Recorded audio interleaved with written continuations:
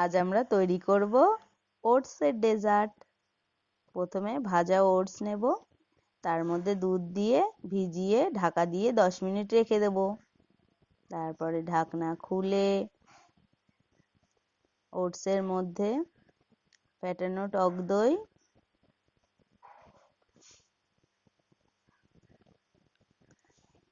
খেজুর কুচি, কিশমিশ, আমন্ড, আপেল, বেদানা, মধু দিয়ে সুন্দর করে মিক্স করে নেব। মিক্স করে নিয়ে ড্রাই ফ্রুটগুলোকে দিয়ে সুন্দর করে পরিবেশন করব।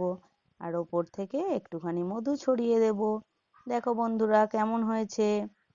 ভালো লাগলে লাইক কমেন্ট শেয়ার করো। Thank you.